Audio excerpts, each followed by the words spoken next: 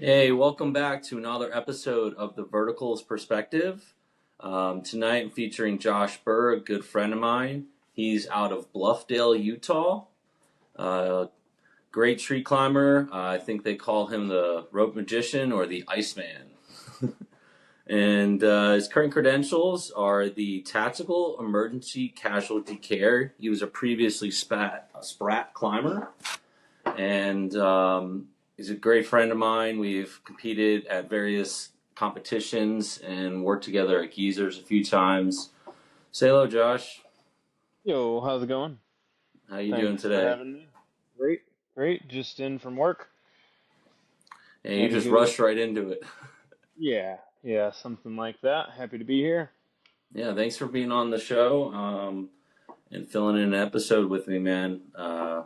We had a little pre talk and before I started recording, and we just had to cut the conversation short because I mean this is some great information, and we just needed to make sure I get it on the show before our tangents took over. So, man, just give a little bit of background about yourself, kind of like how you got started in the industry. Let the viewers know a little bit about you. All right. For sure. Well, I'm 28. I got started when I was right around 16. My mom, like, tree work found me, but it was through my mom that kind of was the foot in the door. She was working front desk at a some sort of doctor's office, and someone like a regular there um, was just looking for employees, and my mom was like, "Oh, well, if he's old enough, like he'd be probably interested in that kind of work." Neither of us really knew what we were getting myself into, but um, just outdoor work, looking for a job, young, started at $10 an hour. My first day, I got dropped off onto a job that was already started, and I saw Joel, the climber. Um, he was just packing up his gear, getting out of one tree, spike pruning, no helmet, Blake fitching, getting out of one tree and going into the next tree. And I was like, wow, he was coiling his rope. He didn't even use a rope bag like we would be using. And I was like, whoa, this is cool. I'm not sure like what you might have been doing up there, but like I'm interested. So Like my brain is spurling. Let me see. For sure, yeah. Well, because I went to the rock climbing gym for my first time when it was my 10th birthday. So we had two maple trees in our front yard that I was already climbing. Growing up, my grandma lived next door. She had a silo and a barn, so I was climbing up the silo um, as early as I could remember. Sometimes the ladder up the center, and oftentimes it was the rings that uh, go up the outside of the Okay, silo. I I know would what you're climb talking up about. Yeah. those. Yeah. So yeah, I was climbing for as long as I could remember. The running joke was always been climbing since I climbed out of the crib, and and then Yeah. nonstop. So that was my rough intro to tree work. Didn't know what I was getting into. There wasn't much of a safety culture there.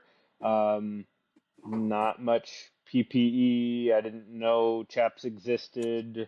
Um, but they went to an open house, Bartlett Arborist Supply, which is separate from Bartlett Tree Experts.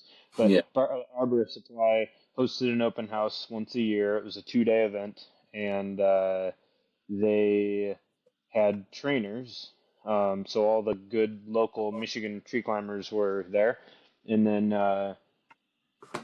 I guess the first real professional I got to see, I mean, like Jake Carafell was there, Aaron Johns, if you know either of those guys, but Rich Hattier was there teaching. Okay. And I had gotten involved in rope access work around my senior year in high school, more so hanging lights and speakers for concerts up in the ceiling. Okay. Um, so more walking on beams than ropes actually, but Yeah. using ropes, but not so much positioning on the ropes. But So yeah, I was really drawn to Rich and what he was putting out and sharing because it looked like he was coming from both worlds, the arb world and the more industrial world. So yeah, the open house was very impactful, and then just through the network, I found my way pretty early on, like within the first year when I was 17, to the uh, Bartlett hosted a independent competition called Tree Jam Camp, and Tree Jam Camp. yep, Okay. and it was kind of had Jambo vibes. Um, Went for a similar duration of time as far as years that it lasted. Jambo had, I don't know, 5 or 6 years maybe, and Tree Jam Camp lasted about the same rough time span. Um, but my first competition, um, I hear about some people's competitions where like, oh, you met so and so at your first competition, like that's so cool. Um, my first competition was a bunch of legends, and it wasn't even a chapter competition. It was just this. Not that I knew any difference at the time, but Yeah. yeah, this is just an independent competition. But yeah, it's such a long list. It had Bull Hammerstrand, it had Scotty Olson, Christian Michael Schultz. Tanguy Bernard was a huge influence because he was coming from out of the country. Oh So yeah. I'm here Tangy's just, that's a yeah, man. next level He's a heck of a guy and for climber. sure. Yep, yep. Um, Jeff Inman was there. We Yeah. like almost vividly remember meeting each other at the Ascent event, and yeah, so we just did the podcast recently. That was really cool to just kind of catch up on all that. Like Jeff kind of got to see where I started and where I'm at now. So that's been really cool. But yeah, unbelievable list of people I got to um, see at my first competition. Um, And yeah, that really just kind of lit the flame even more. And then I found my way over to my local chapter competition. And it was at Tree Jam Camp where I'm sure I found out about geezers. So I quickly made priority to find my way over to geezers because that seemed like the easiest. Not that I was looking for like easy, but it it just seemed where the area where I would get the most amount of like exposure and experience the fastest. Like the events ran by volunteers, so like yeah, now it's yeah. Here we just kind of snowball into that Yeah. topic. Now it's become my by far my favorite event of the year. Um, Geezers. yeah, yeah, Yeah. for sure. Yeah. Geezers is that's a hot like I mean, if you want to get into that, like Yeah. it's definitely a highlight of your year. What when you think about geezers as an event, what really separates it? Like not just like the competition of it, but like what really separates geezers from all the other events that we have throughout our year and throughout the country and stuff like that. Well, it is kind of cool in full circle for me because I think on Jeff's podcast we compared it to Tree Jam Camp in a way because Tree Jam Camp was hosted at a similar campground. Everybody from all over the world stayed there at campsite because unlike Geezer's Tree Jam Camp, there wasn't a lot of hotels or Airbnbs in the area, Hmm. so everybody was like staying on camp. Yeah, that's just something that makes Geezer special. I mean, it's so rad. We've made it such the tradition. I was can't remember my first year. It was probably around. Well, actually, I did at least 2 years in Windermere. So that was before COVID, and then I've been there every year. We've done it at Weewa. So I'm not sure how that lines up in the time frame. I'm sure We some of will, you. I'm pretty sure, started in 2020 Okay, so yeah, or 2021. It's like it probably was the end of 2020 that was my first geezers. At because I never went to Windermere. It's always mhm, been Camp Weewaw for me for sure. because I didn't even get into the tree climbing competition or anything like that until 2020. So, yeah, I heard a lot of good things about Windermere location and a Oh, for bunch of sure. other geysers. The history behind it is really interesting, and it's really warming, like to the soul for us as competitors and just in the tree care industry in general. And that's yeah, those fireside conversations, like when you have such a large plethora of tree climbers from all over, because it is an international event, and to have people from, I mean, you got the Canadians coming down every year nowadays. Like that's such a long haul for them, and you Hmm. see them drive all the way down, and then you got from France, from other places in Europe. I can't remember all the list. I know some from down south. I think there was someone from Mexico last year as a Hmm. competitor, Yep. uh, Yep. and the year before too. Um, yeah, and just to have them all together, and we're just like everyone's just like sharing knowledge and showing different techniques, and just hanging out afterwards, eating dinner, just talking about their stories and things that they implement in their where they're from for the industry. So it's just you get to pick brains from everyone. Oh yeah. Yeah. Yeah. And I'll share the not secret sauce with everybody. The tradition that we have made, and it's so cool. It's an open invite to everybody. I mean, I've been going since we've had maybe 8 to 12 people, and now at Gilman's thing, there's what do you say? There's pushing 50. I mean, I think we had I think we had almost 50 people there. Yeah, yeah, last year, dude. Like yeah. it So was it open was just invite. everyone everywhere. Like each climber had like five guys on the ground like you had two climbers one station with 10 ground guys down there. Oh yeah, everybody's just hanging and be in the peanut gallery, and it's such good fun. So yeah, geezers. Let's break that down. Geezers starts off for basically for me every year. I fly out.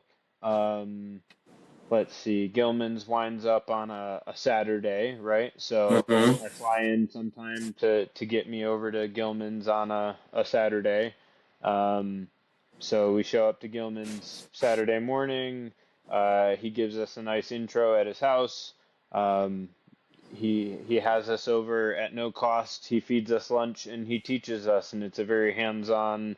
Um, we get to climb these trees year after year, so we get to like go back and see old cuts and see how they're like healing and or sealing off and sealing over.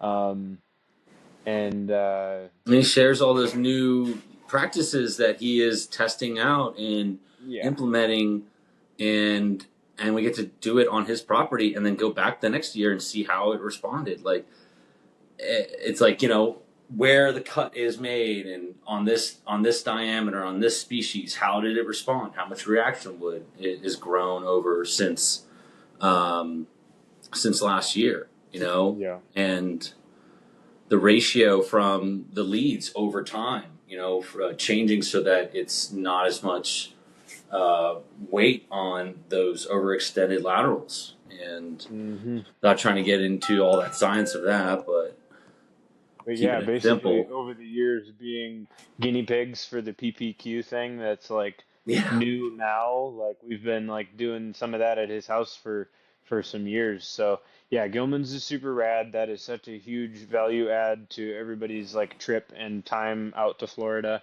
if you're coming from out of town. Um, so Gilman's all day Saturday. He feeds us great little lunch sandwiches that are super good every year. Um, Wife's cookies. and the cookies, yep. Those Cookies are cookies. amazing. I want that Uh, ingredient. I want that recipe. uh-huh. Have you camped out at Jam Paws with us? No, I have not, but I did go by there. When I that week last year, I was at Brad Brewer's house Oh because yeah, I was yeah. working in Hmm. Jacksonville already, and Yeah. instead of going back, I just stayed at Brad's for a night or two, and then went to Gillen's. Yeah. He was a And great host. Like he came in clutch because I drove up there, and it was supposed to be like a 1 day job going back, and then it turned into like a 3 day, and I'm like, oh, I'm not prepared for this. Yeah. Yeah, we camp out 2 nights at Jam Paws. So Jam Paws not terribly far from Jacksonville, um, and he's got a cool little property in the woods. Cool big spot in the back in the woods. So we climb trees there, and we have fires there. And Did you yeah, do the it's giraffe rescue? no, Did no. they set that up? I don't know if I was there for that. That doesn't sound Oh, familiar. yeah. Brad was gonna set up this rescue, and I've already been gone for like a week, so I needed to get home. But Uh-huh. he found a harness, and I helped him figure out how to harness up this stuffed, like massive stuffed giraffe animal. But it wasn't like floppy. It was like, Hmm. like it stood up on its own, Sure. and got a harness on it, and that was going to be the person. That was going to be the casualty. Was a giraffe. Nice. So That's I awesome. I didn't. You didn't stay there after Gilman's this last year. I don't remember a giraffe being rescued, but Okay. I wanted to hear yeah, about it we did when I haven't do talked to some him. more climbing when I was over there this last time. But yeah, so Jam Paws has always been tradition, and then yeah, Geezers is ready. Camp Weewa is ready for us early Monday morning. So we have breakfast at Cole's, rolling out of Jam Paws neck of the woods, and then we hit the 2 hour drive over to Camp Weewa. Um, and then we're pretty much posted up at Camp Weewa. Where is that? Just outside of Orlando? Apopka? Yeah, it's a Paka.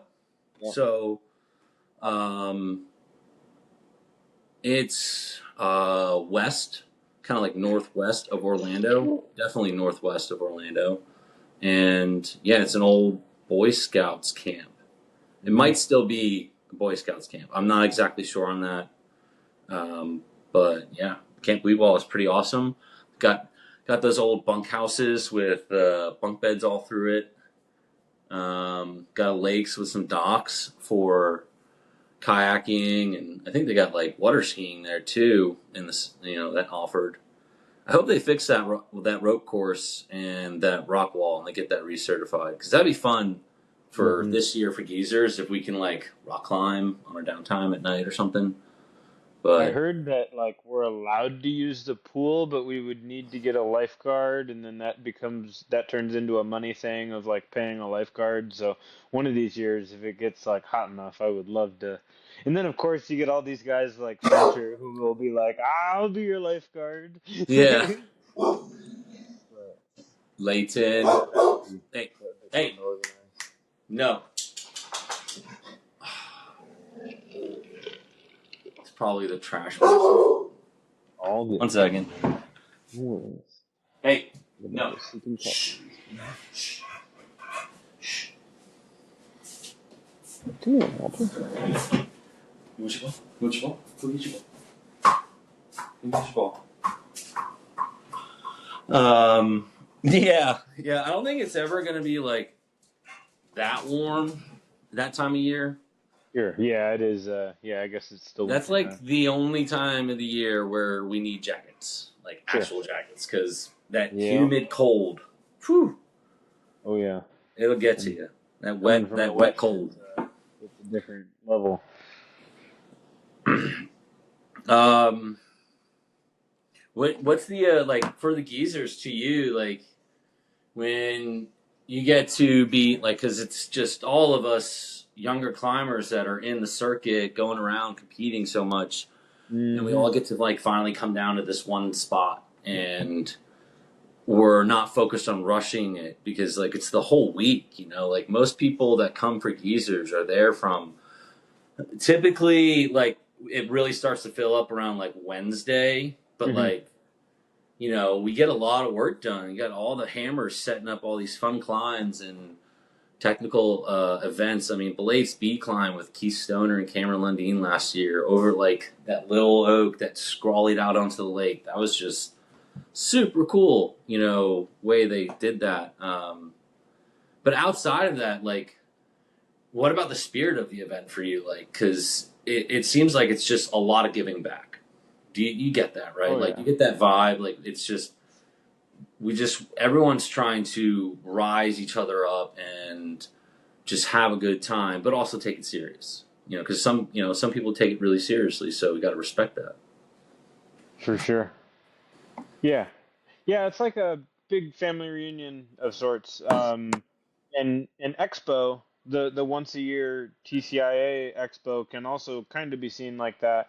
But some of us will often break out in a group at Expo and do a little rec climbing since we're all together. But yeah, Geezers is like it's like Expo vibes where we're all together, but there's no distractions of like, oh, we're all here at Expo, but people are trying to like sit in classes and Yeah. still be productive. Here at Geezers, like we are there for the week. We don't have anywhere else to be.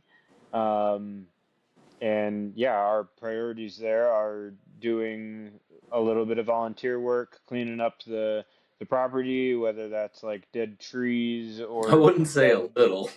Yeah, yeah, oh yeah. Um, Billy Aitkins and Forrest McCullough, those guys are always there, like probably first thing Monday morning, um, with their equipment and their guys, and they're working Monday to Friday. Those guys put in the That week. is a full work day for Yep, some of us there. yep, Like, yep. and we're divining some not massive live oaks, but some decently sized live oaks that just like have this canopy of Kapsu grapevines and creeping fig and Virginia creeper, and like by the time the climber gets out of the tree, they're just like, Yeah.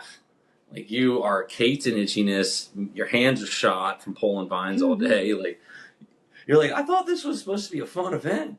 We're supposed to be making it sound fun. Yeah, Yeah, we do a good bit of volunteer work, and yeah. I don't know how All in big the good property favor. is, but it's pretty huge, and we have not seen the whole thing, and we keep uncovering more areas of. We're just like unlocking more trees to climb. It's way fun. There's We've been at another that one property. further past the Masters that's pretty decent too. Like, Mm-hmm. um, and on that little trail, like going to where Masters was last year, there's a Yeah. couple that creep out over that trail. Like, and you're like, oh, you could be an option. Yeah. Yeah. The Um, Masters look way way good.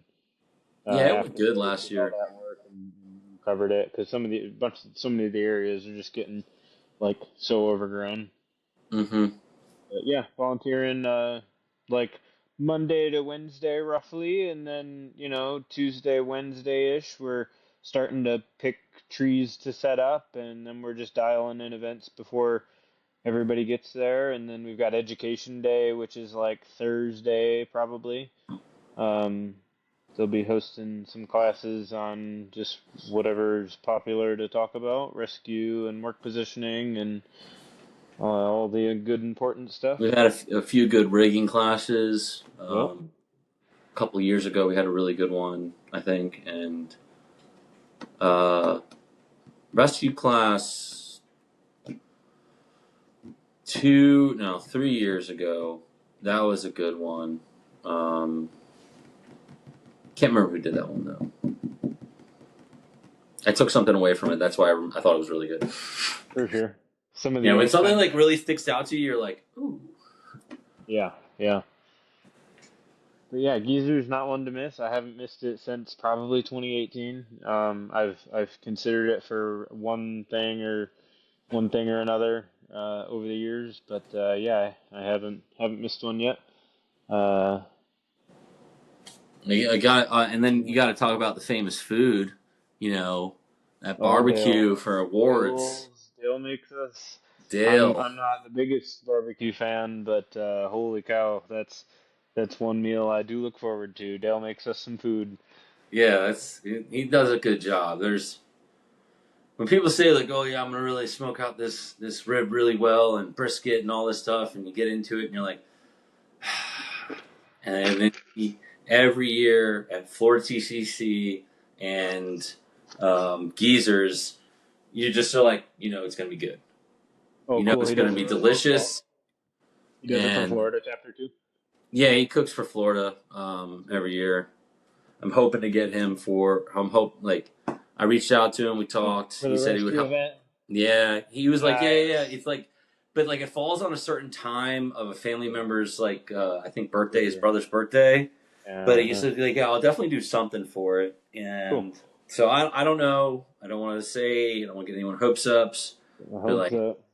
or anyone's hopes up or anything. But for me, I'm hopeful. I'm like, please, your And food's what's amazing. special about Dale Cooking is that like he owns Budget Tree Service, Yeah, and like he's a tree service owner. You can't pay him. He doesn't provide his cooking as a service, but holy cow, is it good. So it's just yeah. like extra special of like money can't buy this. Like you've got to know this. Yeah, he put some love into it, dude. It's like you can't put a price on Beautiful. something that's like he's pouring taking time out of his busy life Yeah.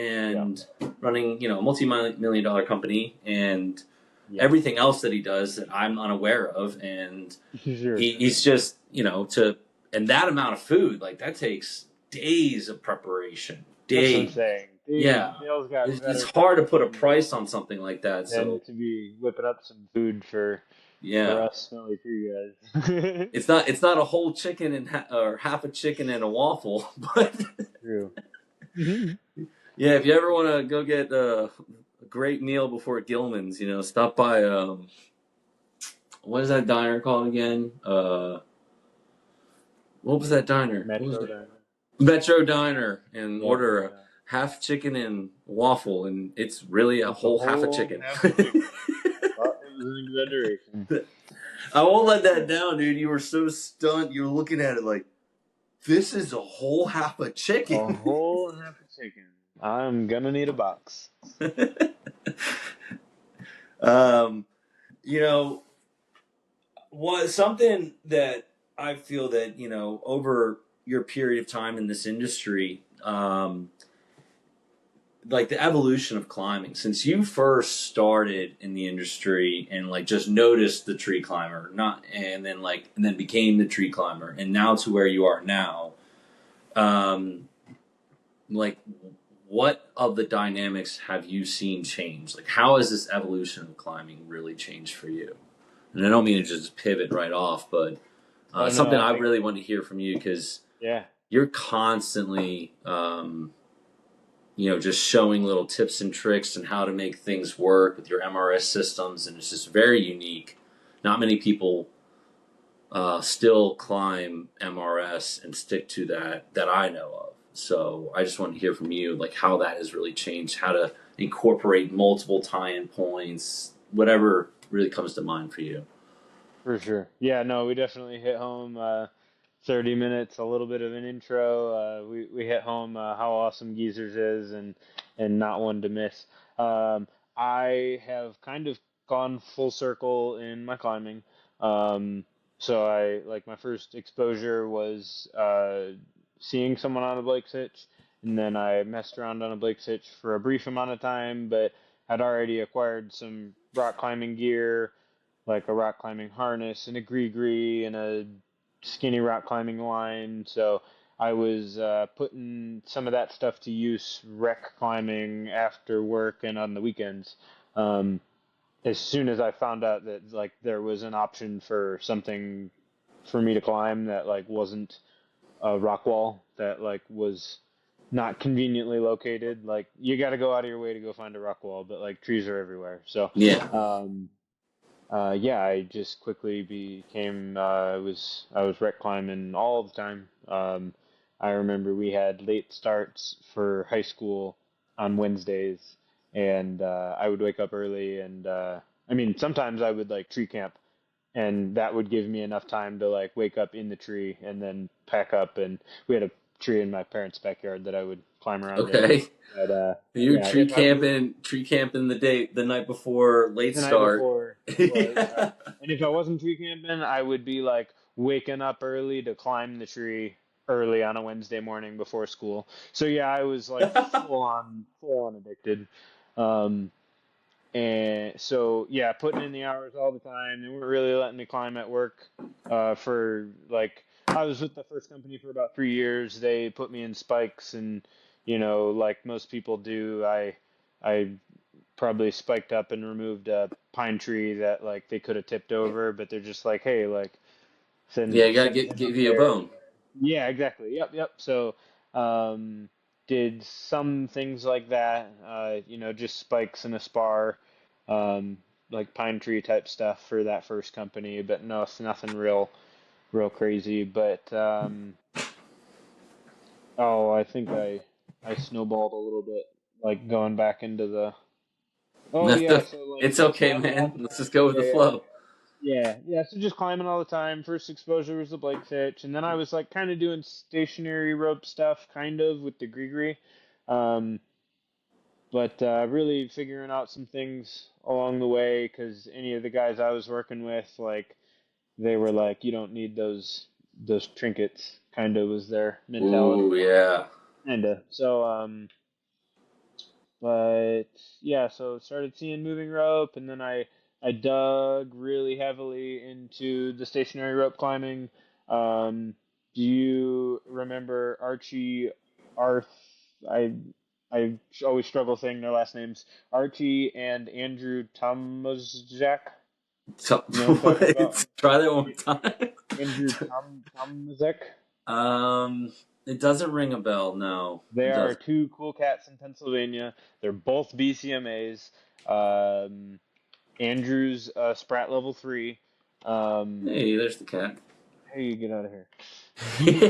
um, yeah, they're both super duper smart guys. They came up with this thing called Big Ring Jammin', where people were not blocking a ring and ring and jamming the small ring. Well, they figured out how to jam the big ring and basically lower the friction saver out of the tree on retrieval with throw line. Huh? Um, so that was something I was digging into heavily. And then the cannabasing with the not blocked ring and rings. Yeah. That was something I was doing on, every climb where it made sense to. And then I got a little bit involved in the rope access sprat stuff. So I kind of started dipping around, messing around with, and it was right around the same time that Jeff was kind of getting influenced by Rich, and Jeff was messing around with the two stationary ropes. So I was seeing some stuff that James Earhart was doing with the moving rope and the pulley sabers, and I was like, that's cool. Okay. So I was kind of I was doing two rope wrenches for a time, and then I kind of was drifting towards what James was doing, and I was kind of doing a rope wrench and a pulley saber and using those like in conjunction, um, which was cool. It gave me options to use one and redirect with the other, and just Yeah. use them together. So that was fun, and then yeah, I went and How do um, you feel about all this new, like with, I mean, I wouldn't say it's too new, but like mhm. with all the newer mechanical and hardware that Yeah. people are using to build these canopy anchors, Uh-huh. just for example, like the ART Twin Line or that Petzl one, like what, instead of utilizing the basics with just like ring to rings and building adjustable with thimbles for not blocking or flint locking, like how do you feel, like is this adding too much, or do you feel like that it's actually being, an improvement? Um, I roll my eyes at I don't know. I think all the gear and the options are great. Um, but I just roll my eyes when I see guys skipping any of the fundamental stuff. They can't tie ropes on ropes and do things in that manner, in any sense of that manner. Yeah. And they need their heavy metal tool to get them anywhere productive, make any kind of progress anywhere in regards to a rope. They need some metal device. Um, so I'm just a little bitter in that sense. Um, and even Yeah, I can't even argue that. I fully agree with that.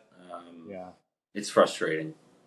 Yeah. Yeah. So not to sound like I'm like stuck in like the old school ways, but yeah, I buy bulk hitch cord on my moving rope system on my hitch climber. And I can just tie my own terminations. I can make it whatever length I want for my hitch cord to tie. And and so people go back and forth on device compatibility and rope compatibility and oh, I need an Allen wrench to adjust this device, and I'm just like, Mm. ah, if this hitch cord gets burnt or sappy, I can just grab another freshie. Yeah. Yeah. You know, it's like it's like a love and hate with both for me because at work I'm always on a rope on rope. On a wrench. Yeah. What And wrench do you like? I just I have the just the ISU one, but then I mostly run the notch flow, but I Okay. don't. I just open it all the way wide Uh huh. and keep it all the way open and lock that. Like I cranked it down. It does not move. It doesn't. I haven't had that pin move at all on me. So it allows me to run the hitch that I like in a knot that 100% grabs and holds, Hmm. like without the rope, without the wrench on there. For So, sure. and I can run through the tree very similar, like if I'm on the notch vertex. Hmm. Um, and it's just, I know, I've been battling in my head. Like, I think I'm just going to go back to that when I'm competing too, because I know what it's like. I know how it's going to react. I know always how it's going to respond. Yeah, okay. So if Hmm. I have to get a new hitch cord once in a blue moon, it's like not the end of the world. But Yeah. with the intensity of like how oh, there's this little bit of wear there. Like I work in Florida, so there is going to be some like salt corrosion and wear every so often. That's not enough to cause this gear to fail. Hmm. Um, but like, so I don't know. I love the responsiveness of the mechanicals, but not the dependability and reliability for work at all. Like I will not pull the Vertex out at work because I'll have to throw it in the trash in 6 months to 8 months. The Akimbo, 6 months. If I use that every day at work, 6 months. It's too corroded. The spring breaks. All the bolts are corroding by there, and it's like it's galvanizing and opening apart. Like the metal is flaking off. So, Hmm. um, but the Petzl gear doesn't do that, and then the rope wrenches don't do that. So I don't understand. Yeah. Yeah. Yeah. That's definitely another thing outside of just like people not knowing the fundamentals is like um, wear Yeah. time and then expense. I mean, going back to like I buy roughly 40 feet of hitch cord at a time, and hitch cords I'm sure way under $1 a foot. Like our regular 11 mil ropes are roughly $1 a foot. So yeah, call it 20-30 bucks for 40 feet of hitch cord. That's going to last me a long, long time versus like you've got your fancy akimbo, which is great. I had like an early blue akimbo, and then Tree Cutter Doug gifted me a post production prototype. It's a one of one model. I brought my gear home with me. It is in the car, but um, it has like a crescent moon bottom cam. It doesn't have a spinning bottom bollard. Okay. The crescent moon kind of rotates a little bit, but Cool. it doesn't fully spin, and it keeps the rope really really round. So I mean, yeah, like akimbos are great, but I don't really let anybody else climb on that thing because I'm sure if I reached out to Jared, Jamie Merritt, the akimbo guy, he'd be able to maybe do me a solid and throw me a new cam in there, but like if my hitch cord gets sappy, if my hitch cord gets wet, if I glaze through my hitch cord, it's costs me almost nothing to just throw a Yeah. freshie on. But your mechanical device, you do a couple of bombs on that. Say you've got sandy ropes or you're in a really, really tall tree. You start wearing out those cams, and then you're going to be mid climb one day and it's going to be sliding on you, and Mm-hmm. you're going to have to figure that out. Where in my scenario, in our scenario, climbing on hitch cord, we can just take it off, tie a new hitch, like tie a different. If I was climbing on the catalyst, I might try a twister instead. I Yeah. can add one more wrap. I've got options with the hitch cord where I'm just sometimes more limited with the mechanicals. Some of them are toolless, and that's cool for the adjustment. But even then, sometimes you're maxed out on those toolless settings, and it might still be slipping. And then some of the other Yeah. devices, you're like, oh, I'm slipping, but I need a tool, an Allen wrench, or something that I To probably don't adjust need it. to Yeah. upgrade. Yeah, So to help me with that. So. and the thing is like if you're at work, um, and you're having some slipping issues, then you really need to like get down on the ground and test it low and slow and adjust it to its. You might have to adjust the top bollard and then the lower bollard, and then now it's still too slippy, so then you have to adjust the top, Hmm. like with the akimbo or with the Vertec. It's that new Vertec. It's a really great adjustable like option. It's just you turn that little knob, pull it out, and switch 1 to 6. So Hmm. 1 being max friction, 6 being minimal friction, Hmm. and so that one's really cool. The Rope Runner Pro, you need the Allen keys to adjust that top pin. Which, Um, like, fair enough. They fixed it on the Vertex, the newer yeah, one, but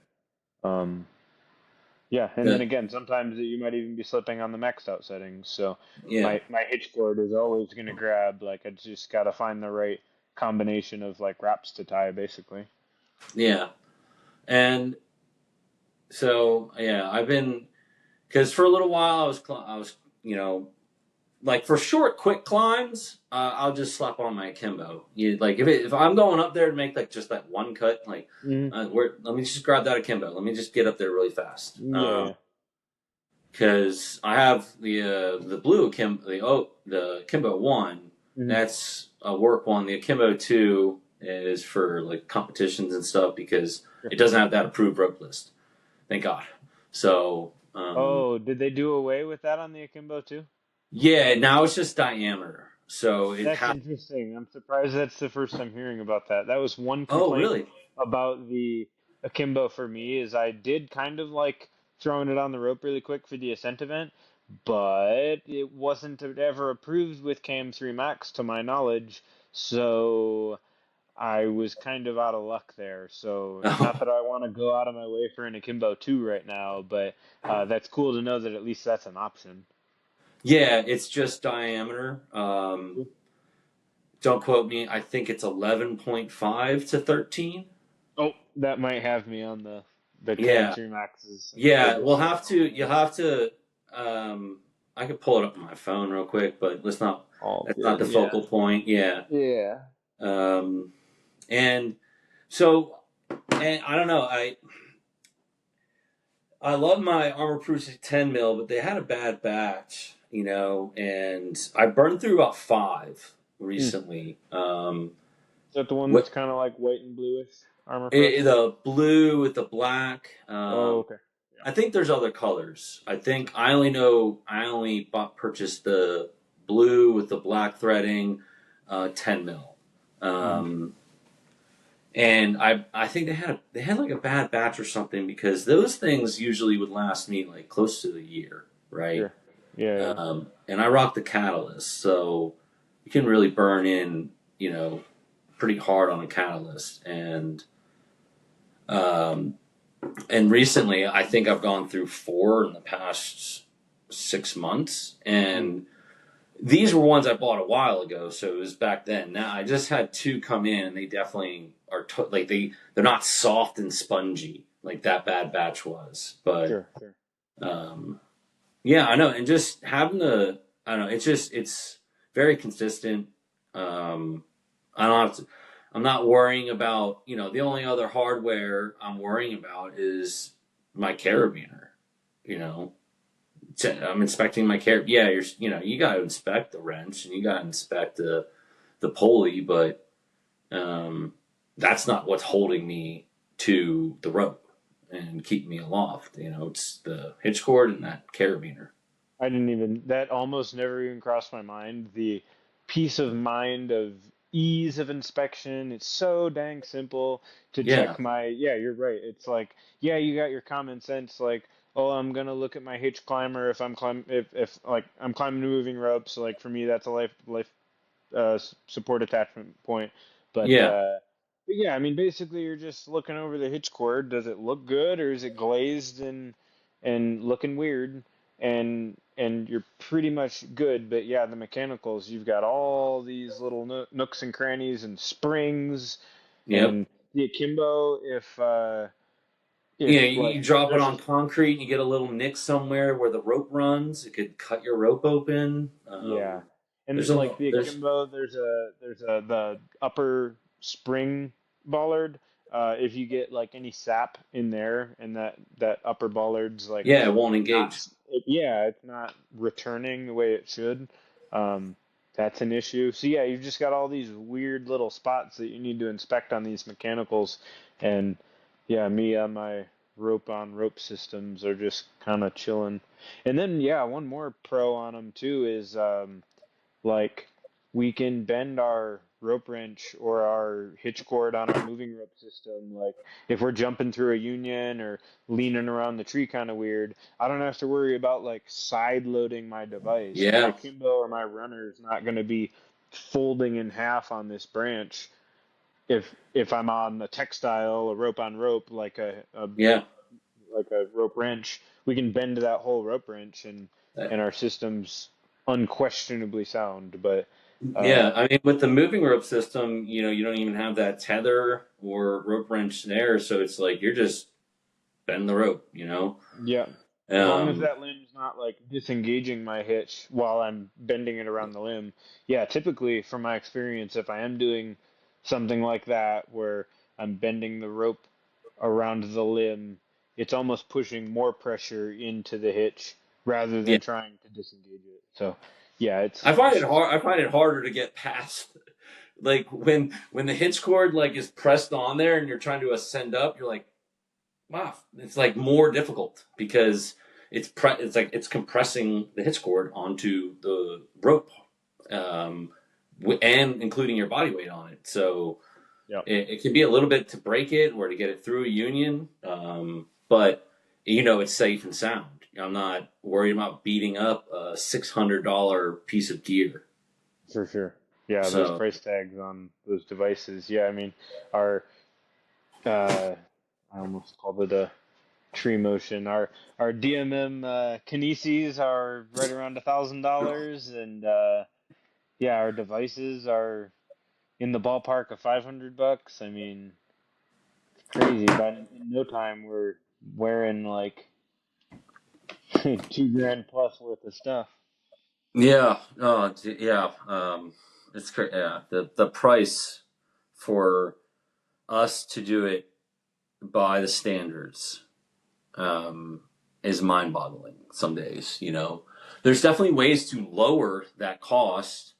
Of what you need to get up into a tree to perform your task professionally. Like you could easily lower that cost. Foot locking, um, Blake hitch, not having extra hard, just having one carabiner on a closed system. Mhm.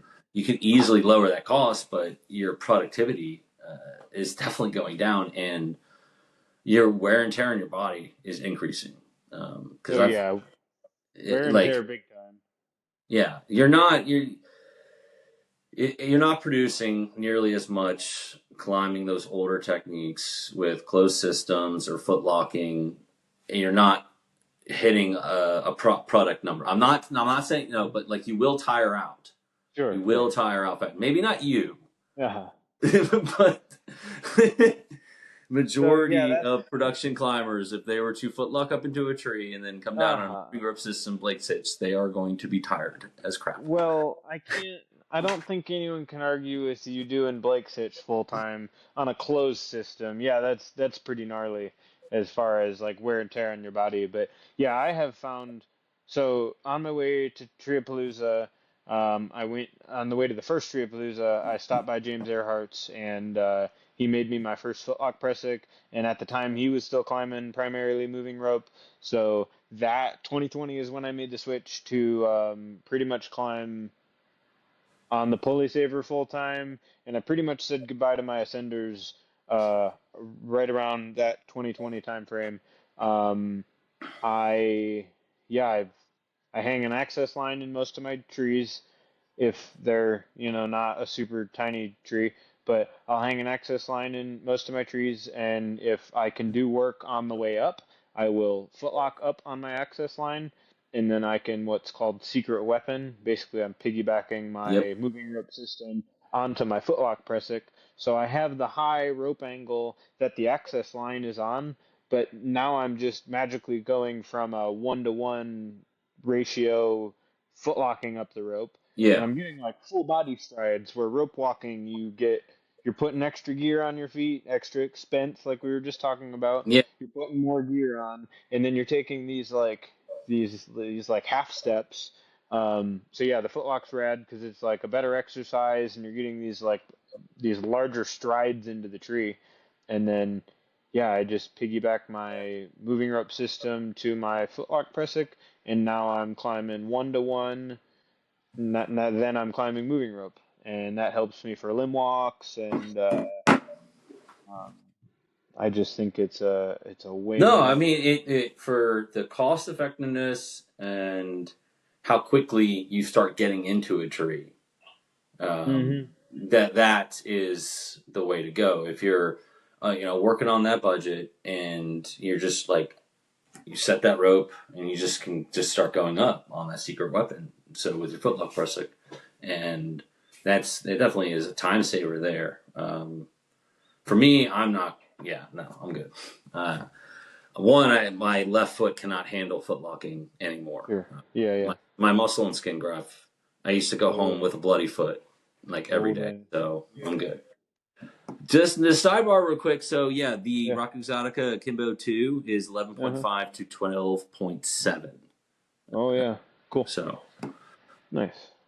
12 points. I wonder why they cut it off at 12.7. It's just odd. Eh, it's like Anyways, half inch ish. yeah. But yeah, no, I mean, that was a good topic there because I've just I've been. It's just so. It seems like there's just so much more gear intensiveness to, and it's like uh, not to talk poorly about any of the climbers. Everyone did an amazing job in North American. It was just like it was everyone set up a twin line. Oh, yeah. Yeah, yeah, for sure. And I just there's it. I don't know. I'm not a fan of that system, but setting Well, up two ropes, I'm definitely a fan of. But yeah, I don't know.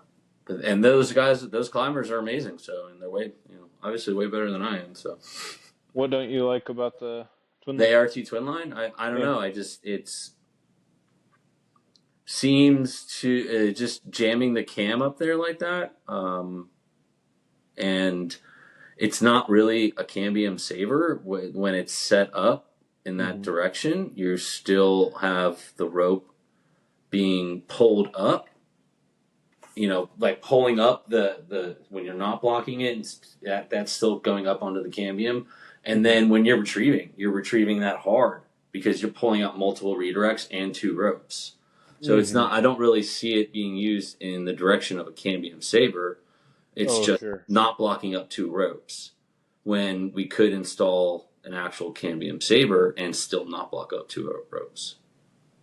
I was listening to somebody and they said that Fletcher was implementing a Dan House rope sleeve into a the twin line thing. Um, I don't Yeah, know. I I mean, think. you're retrieving all those ropes and they're like not weighted, so I mean, you're pulling through a bunch of ropes that like don't. Yeah, I mean, depends on the amount of redirection. Depends on how much friction. It depends if it actually breaks free. You Hmm. know Oh yeah. that's all dependent because I mean, if you're putting your full body weight into pulling those ropes down and it's not coming out smoothly, Sure. then that's where I would say, like, yeah, that's not assisting, as a cambium saver. Oh yeah, yeah, Yeah. for sure. Because and that's just like I mean, I don't know. That's just the way I look at it. Because like people were saying, yeah, it's a great cambium saver, and you can set up 2 access lines. I'm like, I wouldn't consider it that great of a cambium saver. If you're going to call that, I would consider it a great canopy anchor for 2 ropes. That's about it. Yeah. Yeah, that and the KB Nest. I think it'll be cool to see where those go. I think those are like our two newest, hottest toys on scene. Yeah. You've seen the Nest? Yeah, I haven't played with it. I just kind of briefly saw it. I did not. I know about uh, I know equal Are you talking information about that about. that big silver, the Mhm. nest? Is that silver ring? Yeah, Yeah, I saw a video. I watched the video on how to set it up. for sure. Um, that is a really true midline, like Oh yeah. 100%. Because you don't have to pull a pin. You don't have No. to. Yeah. You just slap it and then pull it down into that spot, and that lever locks it in. Yeah, it's really cool. It's really cool. Yeah, For me, just climbing on a pulley saver these days, I don't have any reason to check it out. But I think it's a great evolution in the tools that we have to use.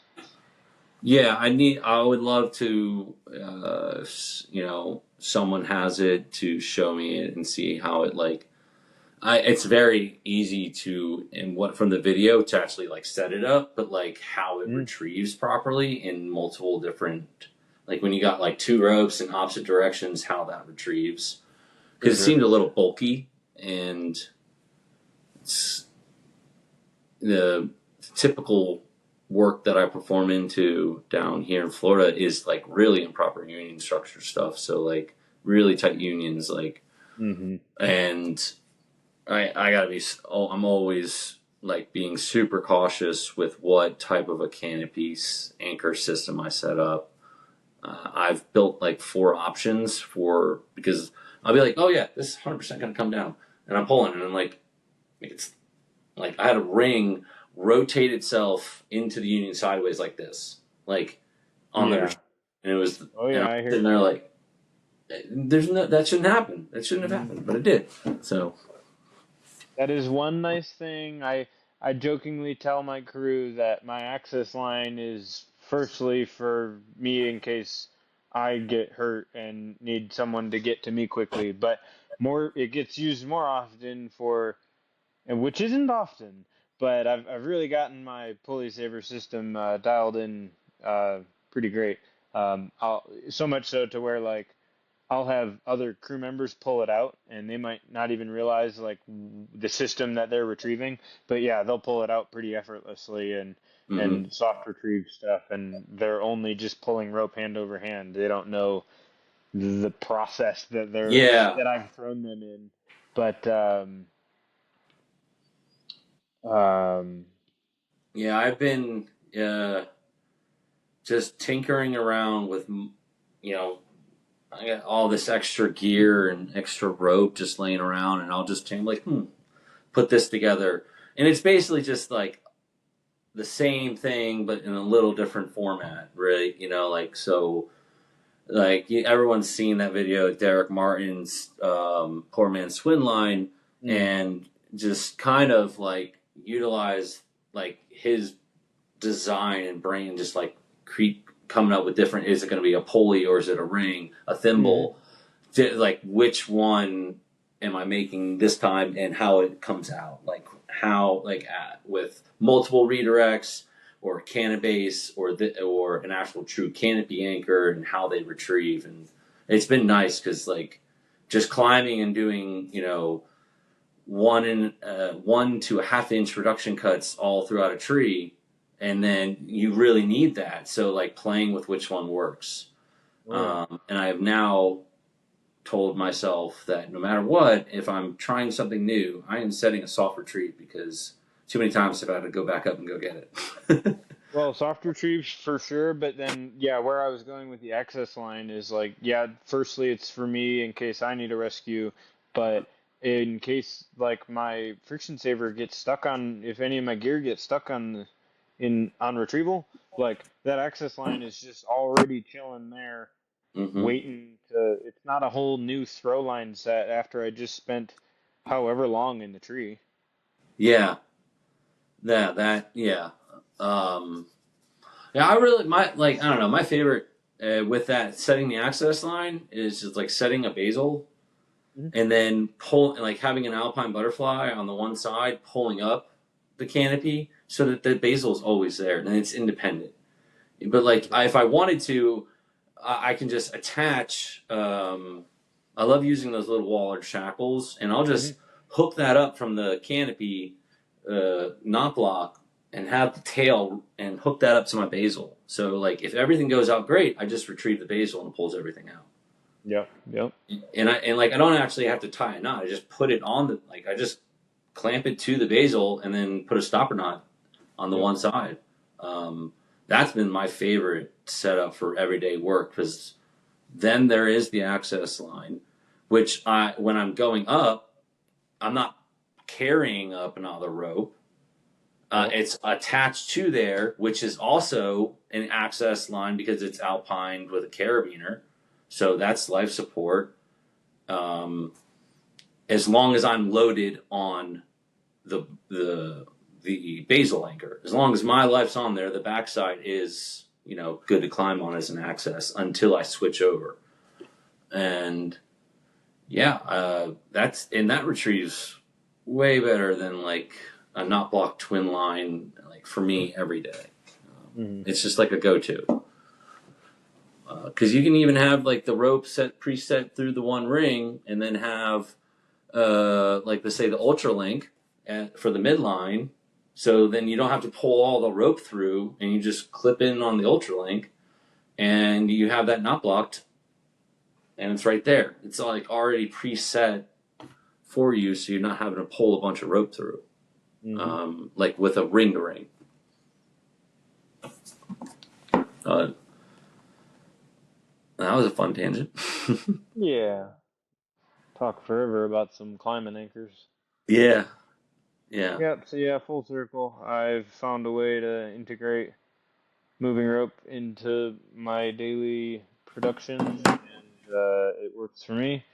Um, I really, I remember seeing the first time Jorge, the first time someone ever footlocked. His name was Jorge. It was at Tree Jam Camp, and Okay. yeah, from going into Tree Jam Camp and pretty much only seeing spike pruning and Blake stitching to then seeing Jeff Inman rope walk up a rope, and then Jorge from Up Ventures. He ran like a canopy tour thing out in Costa Rica, I think it was. He would take people out and they would like do some tree camping out in the rainforest. Way cool. Um, That would be awesome. yeah, Jorge flew up the rope on a footlock.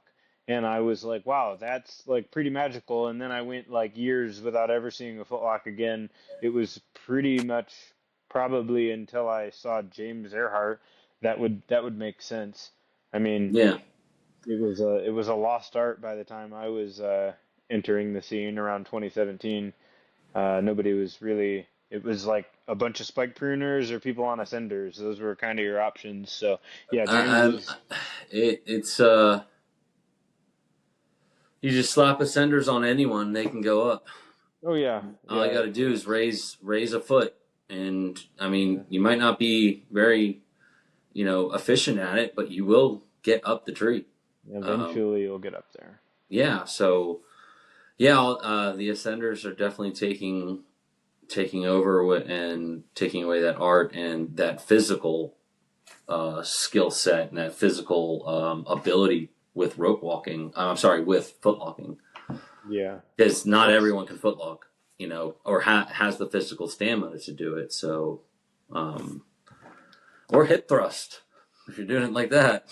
for sure. Let's go Yeah. into imagination land in the comp world, and let's say we can't use ascenders in this rescue for one reason or another. You forgot them. They broke.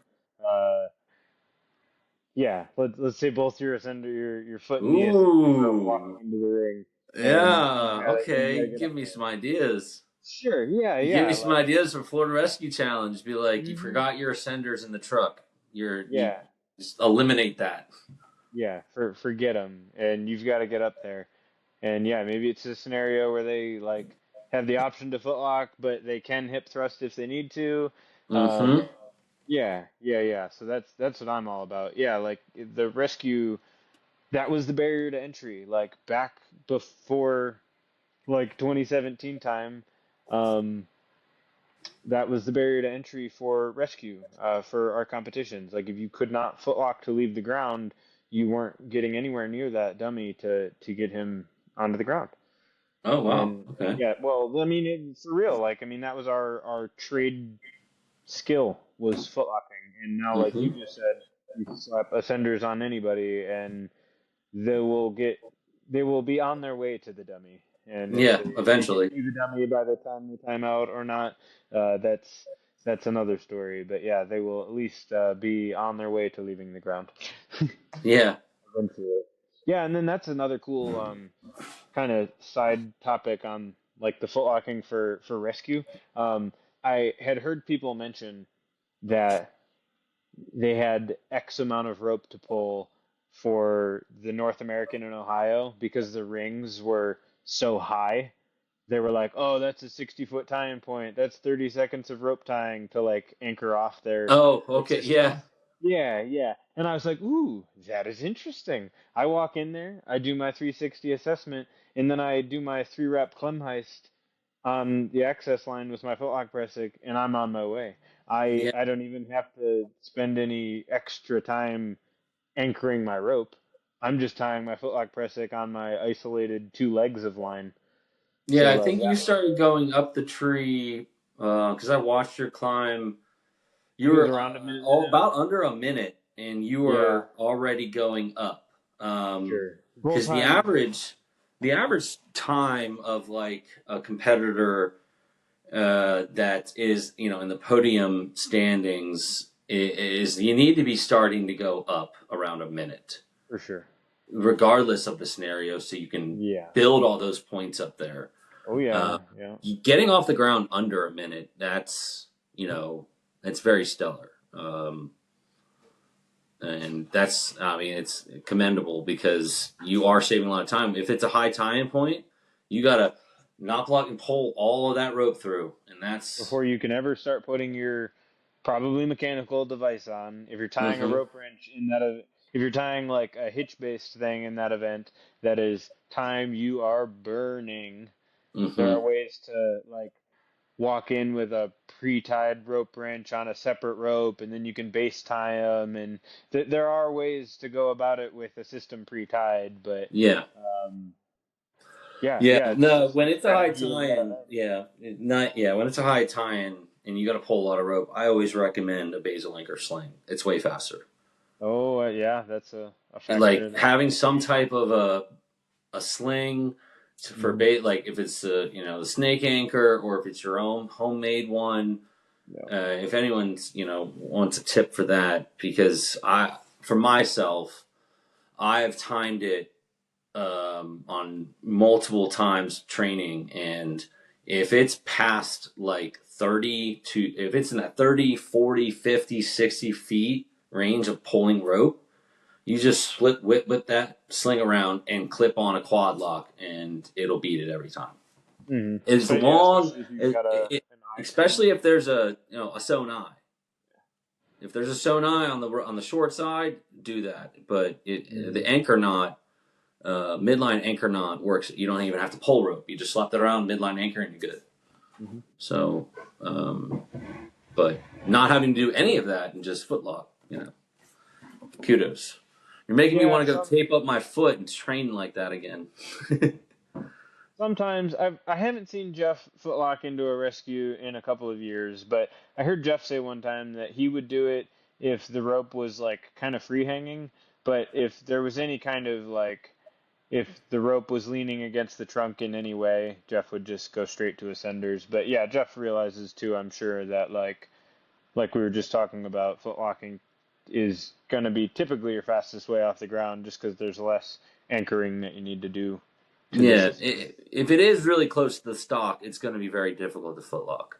Because you can't There's really ways get to the. go around it because Yeah, I I mean, do because I'm you probably have sideways. some. You probably have some tricks for that. You know. I think I initially said I figured out on my own to put my back to the obstacle, but then I think I learned from James afterwards to put your side to the obstacle. To create that space so you can actually get your full body step and leverage Yeah, into it. So, for yeah, sure. yeah, that's interesting. I would have not thought to turn the body to the side like To that the because side. you're always just like you always face the object you're climbing so you can see and Yeah. everything.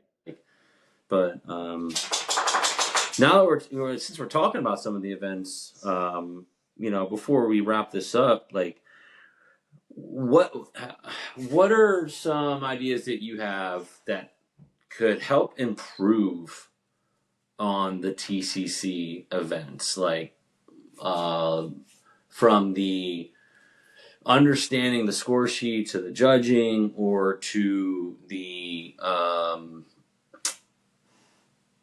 let's say networking of it maybe with spectators, like what do you feel that could help improve it? Yeah, I think this rolls into what I had texted you about. King James Earhart had mentioned. I think it sounds like you guys have maybe chatted about it more in depth than I had, but it was It was almost very brief, not oh, depth sure. when Yeah, James talked. mine was almost a more in passing comment as well. It was a little brief, but yeah, he said something to the extent of there's no money, no audience, and I think he said a broken scoring system. Um, and yeah, so I mean, we've got we've got sponsors. So I mean, there's some sponsors that give out like good prizes. I mean, the couple of first place winners are usually gone home with chainsaws and stuff. Um, I often give away a lot of my stuff. I was stoked this year to get a at Chapter Comp to get the new Notch Ridge Coats RC grapple. Um, Okay. that was a nice one. But yeah, sometimes we'll just get like some old rope that like we're just not gonna use. But Yeah. um, Like you're like, like a big oh, you adventure. again. Yeah. What am I gonna do with this? But yeah, so I guess we got sponsors a little bit to cover some of the money stuff. Um, and then the audience, I mean, yeah, it's like we'll get some random people that are passing by the park come check us out, but I'm not really sure what that looks like. But yeah, the sport doesn't have a lot of A following. traction, yeah, in that sense. I guess a following might give it more fuel to the fire, I guess, might in a good way. So that could be something cool.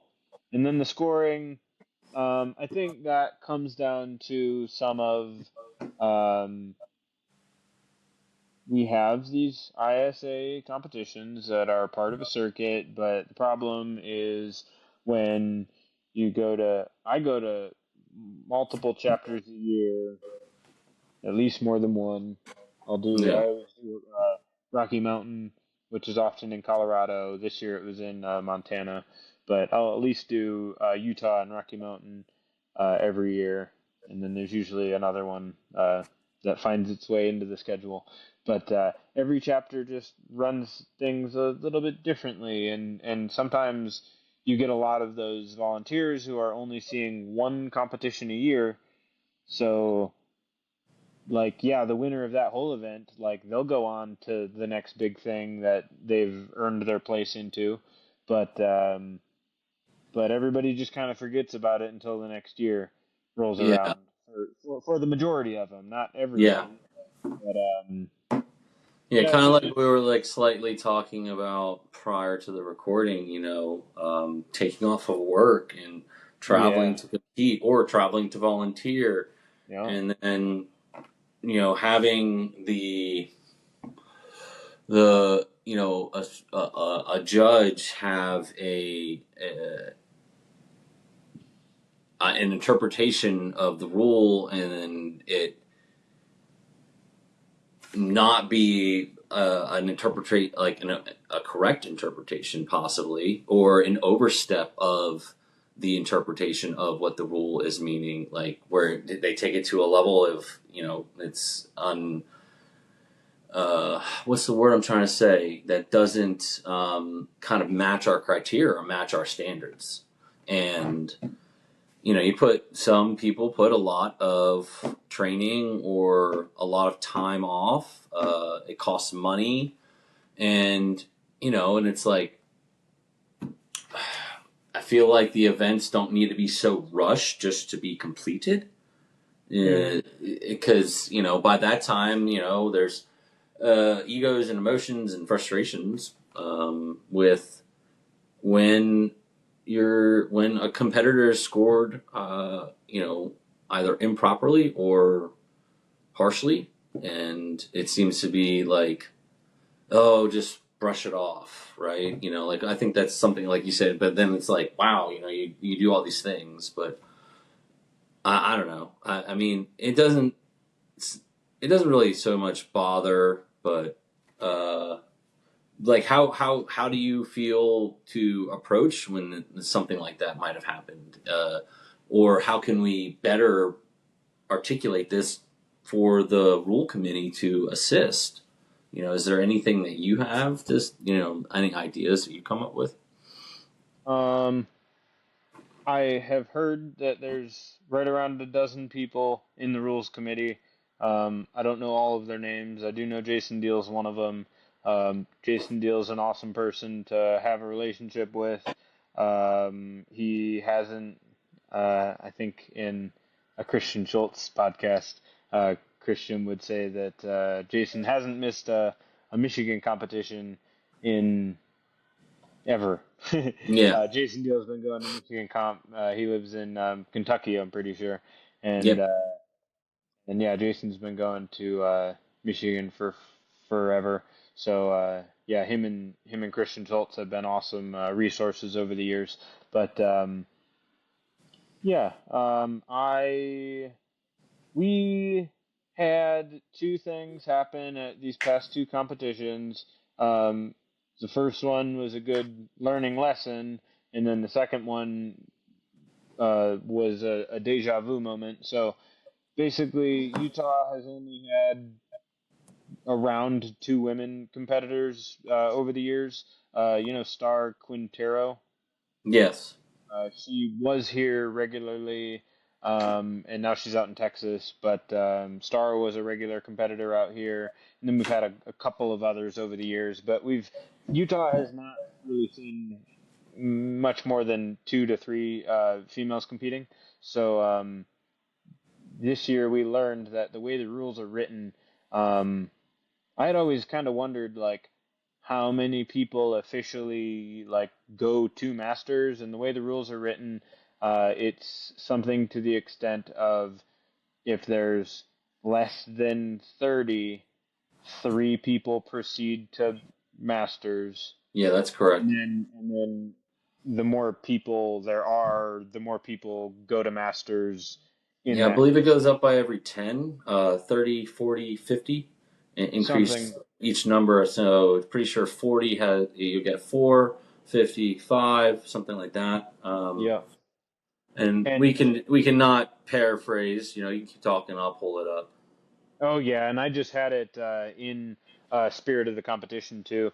But Yeah, you made the that key, post. yeah. But the key word in that is um, if there's that number of specified people in each division meaning male and female division. Um, so like they need to be sending.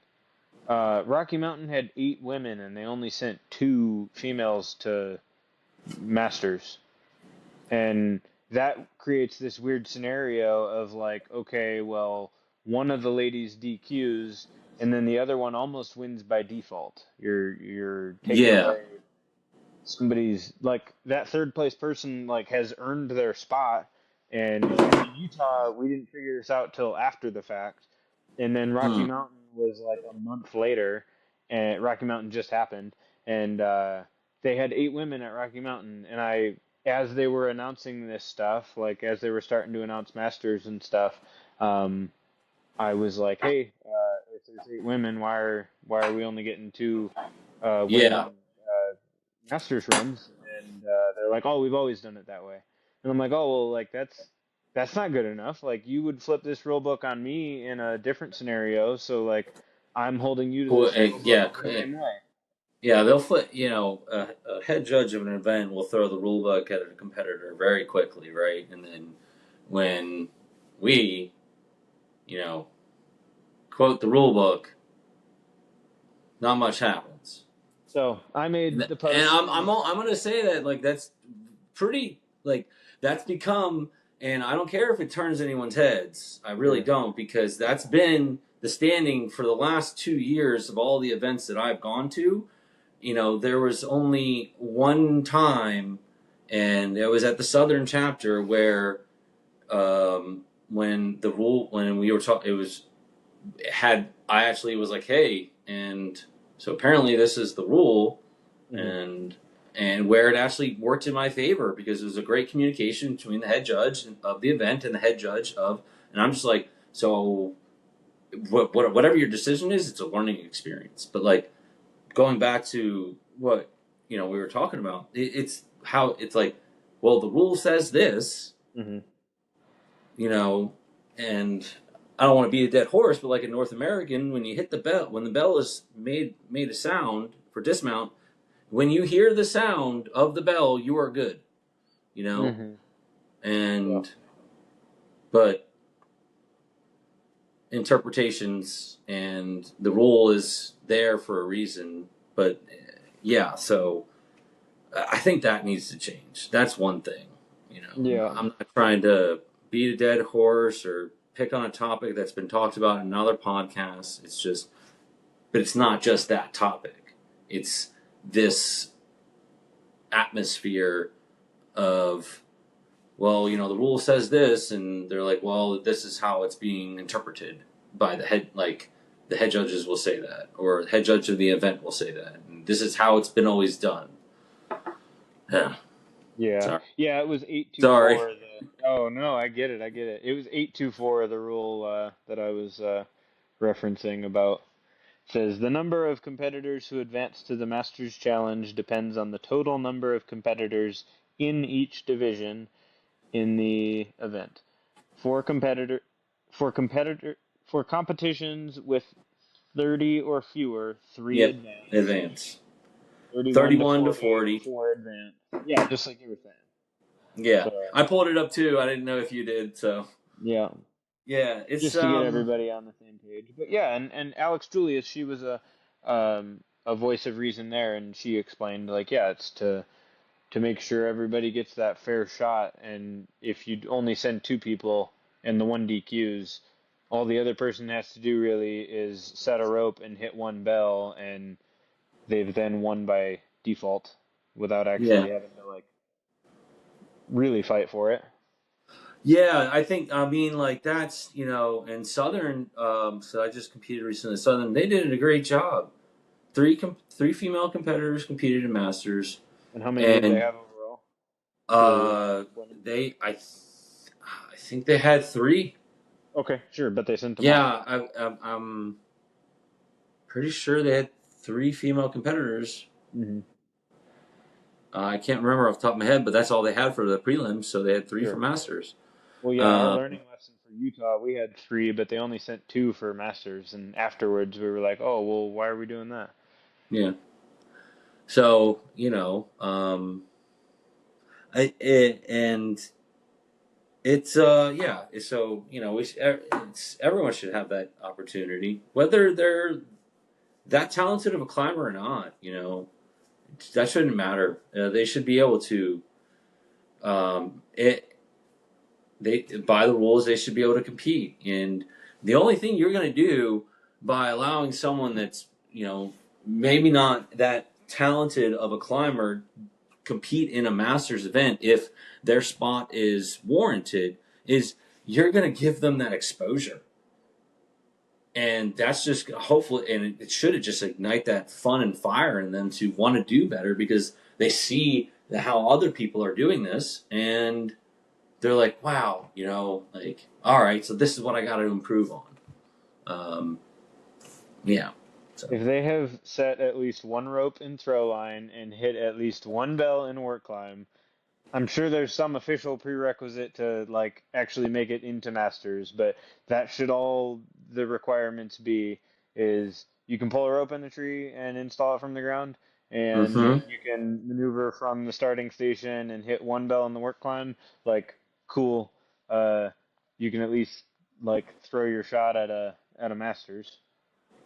Yeah, I mean, I think there is a prerequisite, but it, And yeah, it's more so like they just don't want to waste yeah, people's times. They don't want yeah. somebody to go in there and just be. But I think they have to like DQ in something to not be in. I think Mhm. I can't. There's a rule on it, and it's where it's at is, and if it's what type of a rule it is not coming to mind right now. So Yeah, not super relevant, but yeah, basically what we're saying is like you can't DQ in every prelim event and then expect to have go to master. defaulted away to Masters because there's Yeah, only three of you. yeah. So yeah, I mean, yeah, we definitely there's always there's always ways to improve, and I think just talking about it and bringing it up in our community Hmm. and bringing it to the awareness of the people that make these rules and decisions and continue to you know work as a group in our community to help improve this event and these games because it is a game, but it is also a very professional event. And people put in a lot of time to set them up months and months in advance to make sure that that weekend goes smoothly for the volunteers, for the competitors, for spectators, for the safety of it, for the coordination of it, and to make it a beautiful thing. So there's no reason, no rhyme or reason that with the scoring and with the rules and with the volunteers and with the competitors that we can't do better. For future climbers that are up and coming and for ourselves. Yeah. And if anyone takes it that in the negative way of it being a nuisance or a complaint, then I don't think they should really be in having too much to say. Yeah. One thing that could be a step in the right direction is like our tree climbing competition community is pretty dang small. And Michael Mhm. Oxman was talking about, I was listening to his podcast on tree actions today. He was saying there's a tree climbing competition Facebook page, so I'll have to follow up with him. I'm not sure if he was referring to spirit of the competition, because to my knowledge, Okay. that's like the biggest tree climbing competition Facebook Yeah. page is spirit. But yeah, I would love if there was a way for just a more line of communication, like I was referencing Jason Deal is to me, of like, hey, this rule doesn't make sense to me, or hey, why are they doing it this way? I've at least got someone to clear up that muddy water that is the governing body of our game. But Yeah, he's a yeah.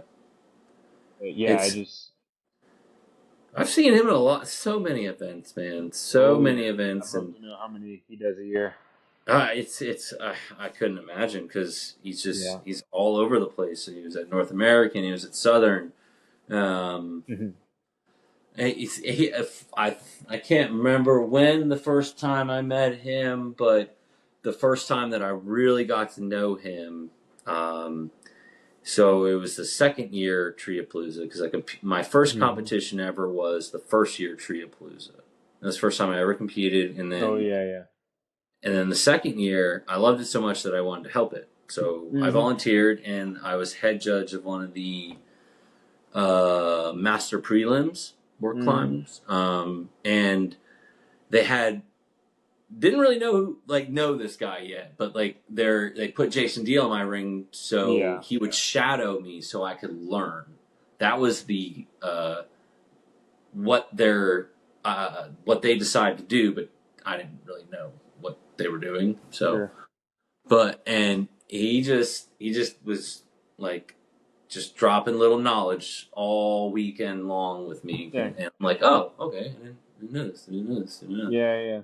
Cool. And he's a class act, and he just gives you simple, straight answers, and he doesn't just like say it from his mind. Sometimes he goes, well, let's refer back to the book to make sure that what he Mm. remembers is actually proper in the book. As much as he probably memorizes that book, Mm-hmm.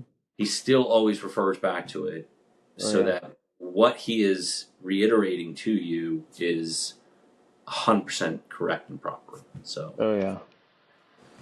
Yeah. and Triapalooza, that airplane rescue. I would love to know how many people did Triapalooza airplane rescue and the sequestered DC.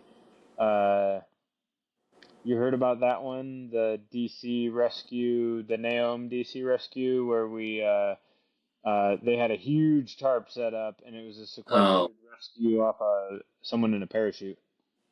no, I didn't get too many details about DC on the rescue. I That wasn't was there. red. I'm pretty sure Brendan Phillips was involved in setup on that end because he's into the parachute stuff, into the skydiving. But yeah, they rigged up a whole real parachute in the tree, and he was in a real like skydiving rig, Okay. and we had to go up there and disconnect him from his system that he was fully weighted on and transfer him over into something that we brought for him. And I, I'm assuming he was just fully weighted into the parachute, and mhm. there's probably a dorsal harness, like belay something to keep the dummy safe. So that was actually cool. Dave Stice was our subject matter expert on the ground, I'm pretty sure. And we Hmm. could like ask him questions, but I don't think he was like coming out and telling us anything specifically. So on the harness, there were these two D rings on the shoulders, and we had to rig up some configuration to where we weren't hanging off a single D ring or we weren't like choking the D rings Yeah, together. We had to rig it to where it was like kind of loading them in a good direction. independently. Yeah, yeah, Yeah, so basically. it's not choking it and it's not Hmm. siding it. It's like independently loading them without impacting. Yep, Yeah, yep. So yeah, we had that'd be to pretty. Nobody rig the just brought up a skydiving rescue rig. diaper. No, not for that one. Not for that one. And then I even would. for Triapaloozas, I brought that one up with me, but I ended up throwing the dummy on a webbing sling. You Um, competed at the airplane with the first one? oh yeah, No. yeah. Yeah. Yep.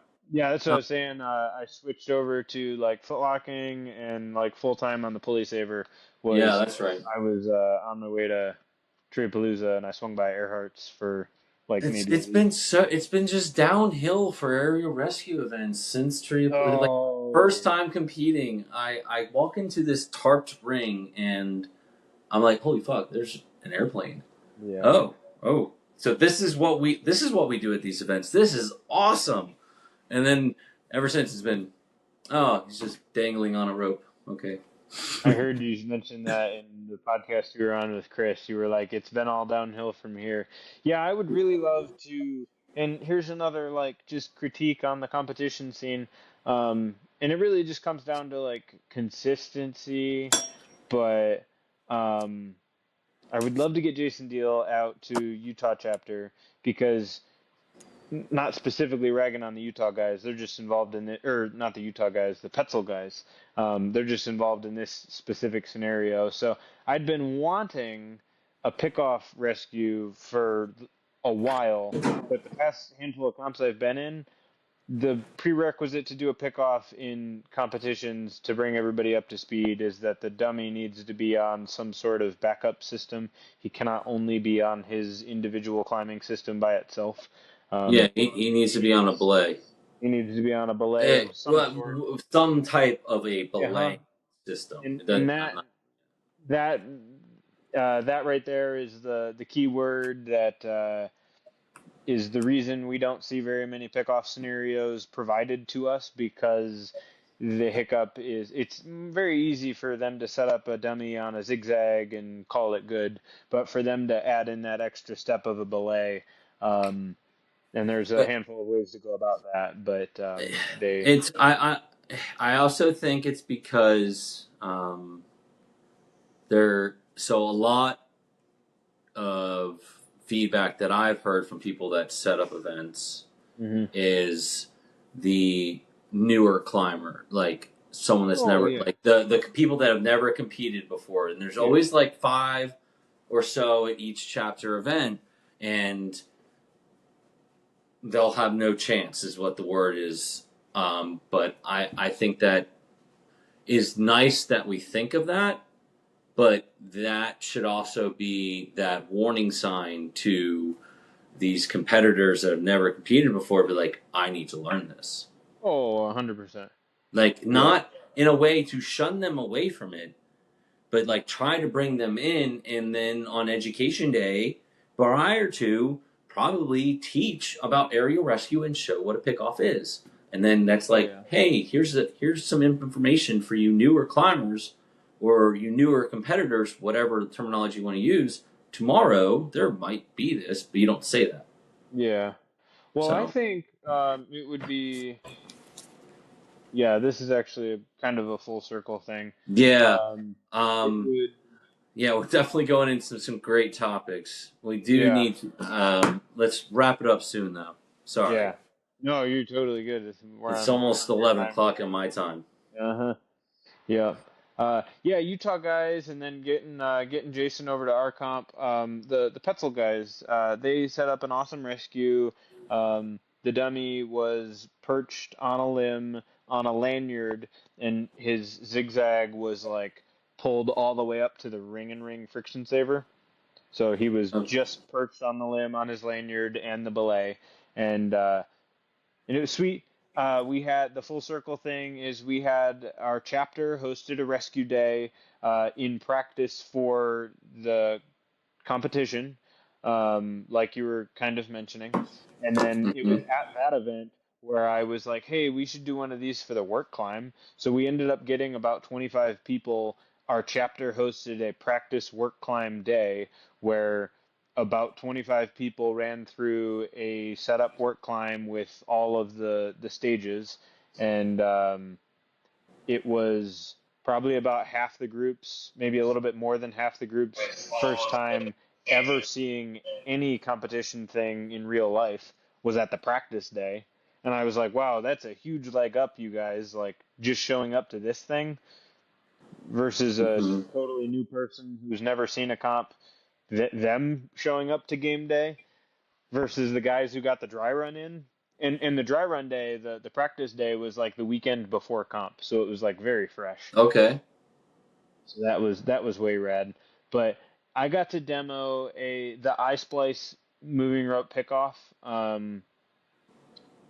I got to demo that for the crew at the rescue day, and then that ended up being a rescue that a lot of the top guys were pulling off for our rescue event for our chapter this year. Because of how the dummy was perched on the limb, you could, and like you were saying, for newer climbers, they had the option to pull the zigzag down to him and bring him down on the zigzag. But a lot of us, like maybe more higher speed climbers, were going in with our moving rope ice splice pickoff and Yeah. just putting him on that system. And and for advancing our for like an education from an education point of view, I think it'd be sweet to be able to, because rescue's kind of a cow path, to an extent. Hmm. So giving people more options to see would be sweet. Like not everybody's just going up and bringing them down the same cookie cutter way. Like if you allow pickoffs to be shown, it just shows people more options. I love pickoffs because I only have to operate one rope. I mean, that's my favorite part about them. I mean, and I think pickoffs. I 100% agree that pickoffs should be more of an option because did I inspect that climber's full rope system and everything before that day of his work? Hmm. Like, let's say I'm working with my friend. Did I inspect his shit before he started climbing? Did I inspect his gear? Or did he inspect his gear? It Right? removes a Did lot of he? variable. Yeah. And okay, maybe I put in a slip knot underneath the system to test for its functionality, Sure, whatever, sure. But like, That's a nice move they've been uh, doing. yeah, we all, thank you, Jeff Inman, for when we trained together 2 years ago before Florida. I have been using that You've been everywhere doing that? since. Cool, So, cool, cool. like, why are we doing a stop knot on a rope that has more than enough rope? We're never going to get to the end of it. Why don't we test that system up there and put the stopper knot under? Like, anyways. No, I dig um, it. Yeah, yeah, that's a like cool I'll approach. always do that now. But Cool.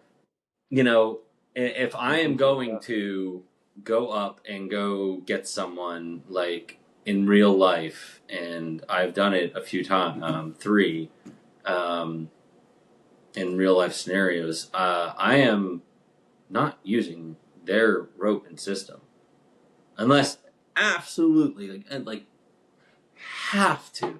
But Hmm. I don't have to anymore.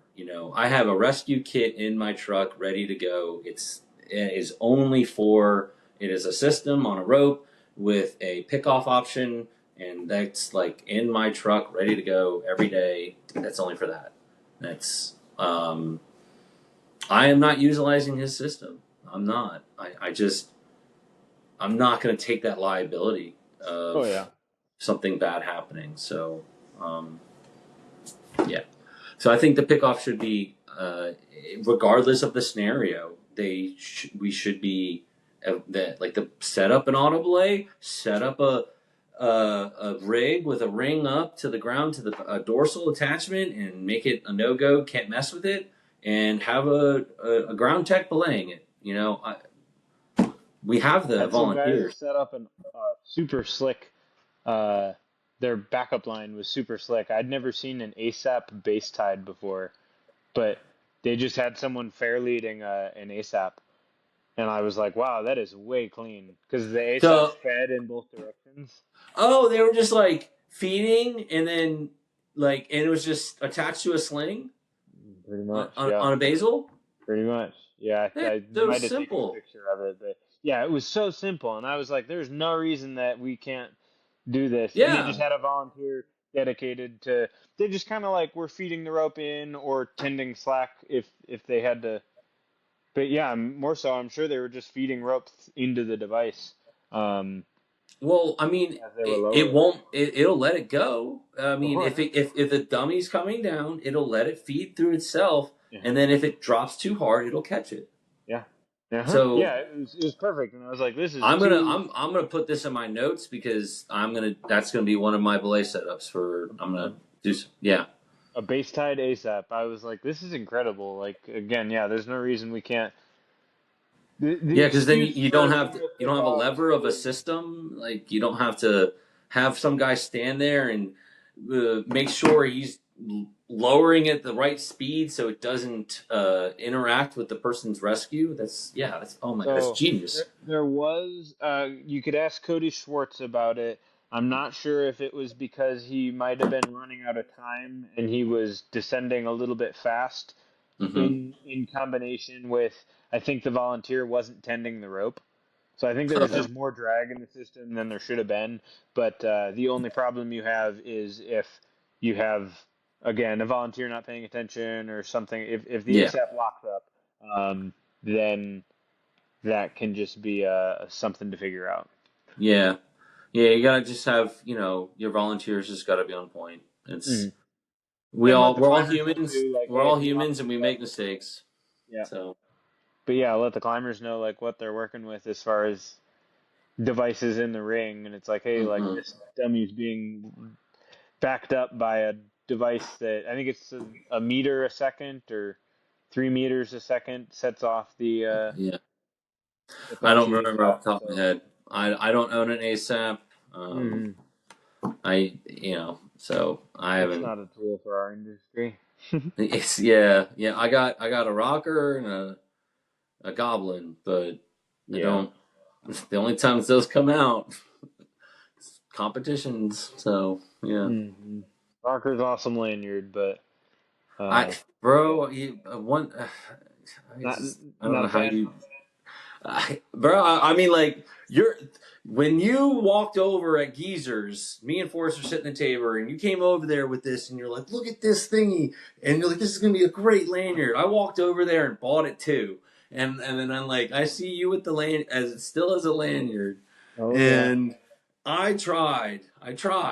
tried so hard to make it work for me as a lanyard. I just could not find that, like, just the sweet spot when I'm under load, because it, like, Mm-hmm. when it's loaded and I'm trying to break it to move, like, I have to come off of tension and then guide into it, and I'm like, Mm-hmm. I'm not it wasn't my style, and then every once in a while it would finally break, and it would break too fast.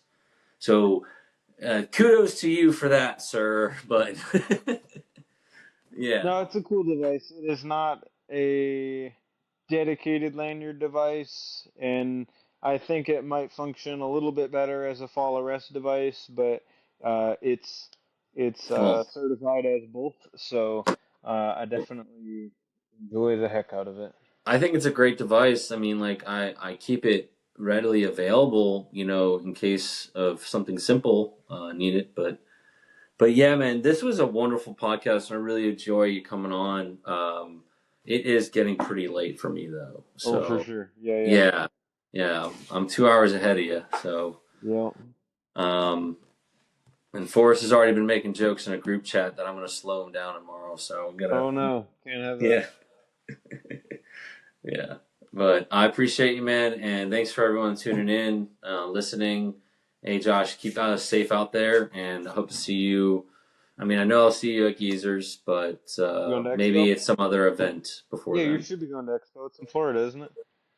I might. I might. I know it's going to be really close to home, but Yeah, uh, I might. I want to. I just finances. I hear you.